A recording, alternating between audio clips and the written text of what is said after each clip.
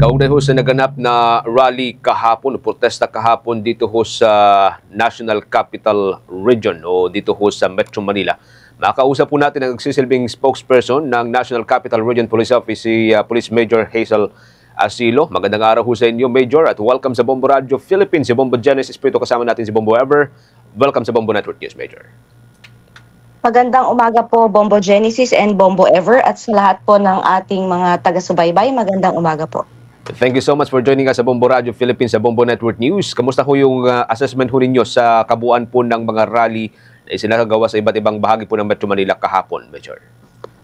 So far po, naging generally peaceful naman po yung ating security coverage sa lahat ng mga rallies na pinandak po sa Metro Manila kahapon, November 30. Naging sapat naman po yung ating mga pulis na dineploy na nagpakita po ng maximum tolerance at ng paggalang sa ating mga kababayan sa kanilang karapatang pantaot at karapatan nilang magpahayag ng kanilang mga pananaw.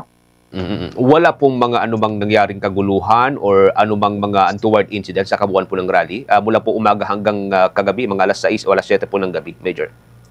Wala naman po tayo major incidents na naitala maliban po sa ilang mga nasita dahil po sa ordinansa ng Maynila, yung pag-cover ng kanilang mukha o yung balaclava ordinance po natin dito sa Maynila. So meron po tayong ilang nasita at nasabihan po tungkol dun sa ordinansa na umiiral po sa lungsod ng Maynila.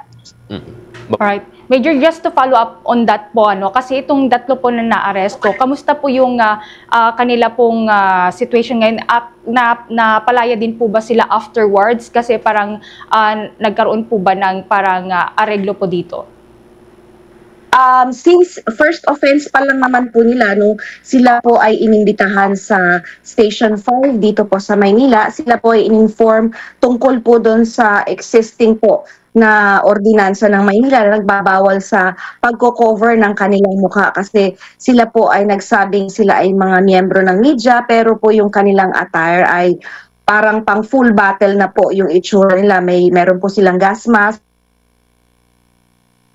Bukod sa meron silang suot na bulletproof vest, kaya po sila po ay agad, inimbitahan lamang naman po sila at sila po ay pinagsabihan tungkol po doon sa ating ordinansa at pagkatapos po noon ay sila po ay pinauwi na rin po agad.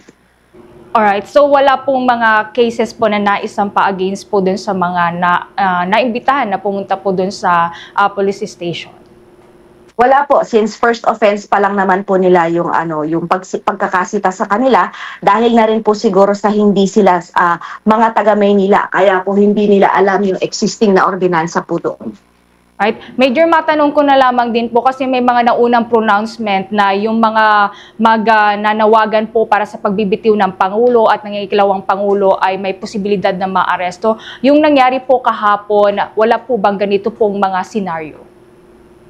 Meron pong mga placards na nakalagay yung kanilang mga streamers na dala ay may mga ganun pong text pero hindi po natin sila inaresto. Hinayaan po natin sila since ito naman po ay nakikita namin na paraan lang or way nila para ipahayag yung kanilang mga sentimiento. Wala naman po kaming nakikitang paglabag doon sa kanilang mga ginawa since hindi naman po sila nag-try or nagsabi ng kung ano mga salita na makakakos ng concern para sa amin sa PNP para sila po ay arestuhin.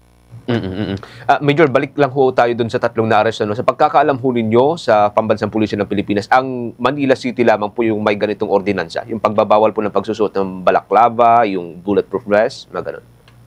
Actually po, yung bulletproof vest ay hindi naman po part ng balaclava. Yung pong pagsusuot nga ng helmet, yung pong nakaka-conceal ng inyong mukha or ng inyong identity, yan po ang ipinagbabawal sa lungsod ng Maynila. So far po, sila pa lang naman po ang alam namin na mayroong ordinansa na umiiral tungkol dyan po sa pagsusuot ng face mask, ng balaclava or ng helmet po, lalo po at hindi ka naman nakasakay ng motor. Any reaction doon sa sinasabi ho ng ilang kritiko na nagkaroon po ng overkill doon po sa doon sa inilatag ko nating seguridad sa kabuuan po ng Metro Manila, Major? Hindi naman po overkill, nag-prepare lamang po kami dahil based po na rin sa mga nagdaan nating mga na-experience na mga pagtitipon is kinukulang po lagi yung aming kapulisan para na rin po masiguro na lahat po ng ating mga kababayan, hindi lamang naman po yung mga nagtitipon, yung mga nagrarally ang aming isi-secure, kundi ganun din po yung ating mga motorista, yung ating mga civilians na hindi po dadalo dito. So, hindi lang naman po para sa mga rallyista nakatuon yung atensyon ng ating i-deploy na mga personnel. So sa ngayon, ngayong araw po, Major, balik na po sa normal yung pong ating mga deployment?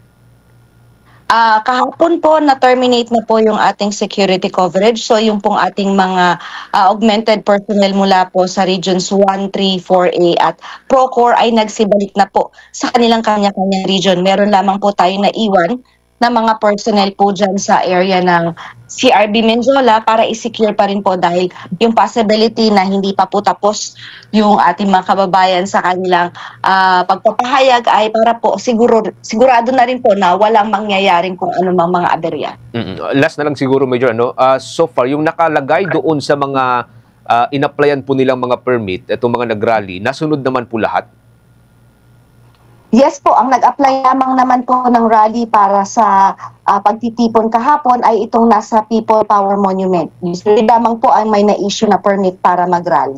Okay, sige. Major, thank you so much for joining us. Hanggang sa mga susunod na pagkakataon, ingat po kayo, Major.